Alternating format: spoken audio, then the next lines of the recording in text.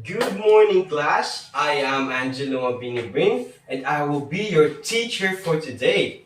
You can call me Teacher Brin or Sir Brin. Okay, so before we start the lesson for today, I want all of you to pick up first the pieces of trash or under your tables or under your chairs. Okay, so now that's taken care of and our room is all tidy and clean, we will proceed to our lesson. Our lesson for today is all about gloss. So our objectives for our lesson for today is to, can everybody please read? Okay, very good everyone. So our objective for today is identify what is a clause, learn what are the two types of clause, identify which is an independent and dependent clause, and lastly, create your own sentence with independent and dependent clause. So, what is a clause?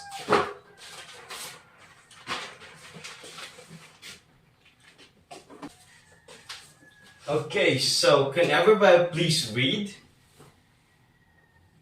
Very good. So a clause is a group of words containing a subject and a predicate. So we have here two types of clause. So first is the independent clause. So what is an independent clause? Can you please read Miss Abigail? Very good. Thank you, Miss Abigail. So an independent clause is another term for a simple sentence. It has a subject and a verb and can stand alone in a complete sentence and expresses a complete thought. Expresses a complete thought. It is a term for a simple sentence. Therefore, a simple sentence expresses a complete thought.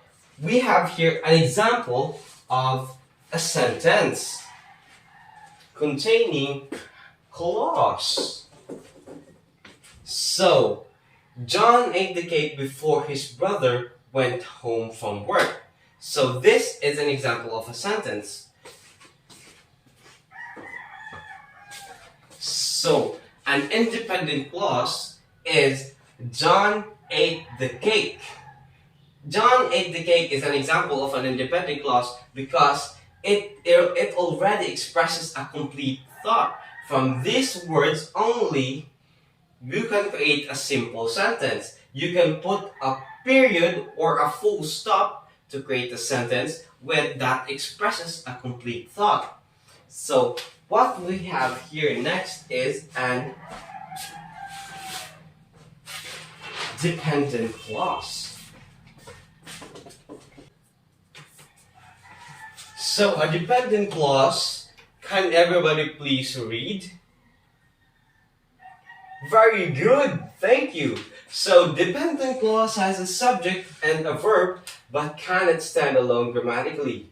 A dependent because it's connecting words using, because, if, so, which, that, etc. and it links it to an independent clause. So our connecting word here is before. So John ate the cake is an independent clause before his brother went home from work. So this is an example of a dependent clause because it cannot stand alone without a dependent clause.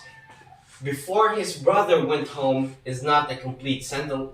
It is not a complete sentence, or it does not express a complete thought. Therefore, it cannot create a sentence. So, to make it a complete sentence, we must use before to add it to or connect it to the independent clause so that it can create a whole sentence. So did everybody understand what is an independent clause and the dependent clause is? And what are their differences? Yes, Mr. Kent. Very good. So now that everybody has understood what the difference of independent clause and dependent clause, and now that everybody knows what clause means, I want all of you to create one example of independent clause and one example of dependent clause in your paper. I will leave it as an assignment and I will collect it tomorrow. Okay, class?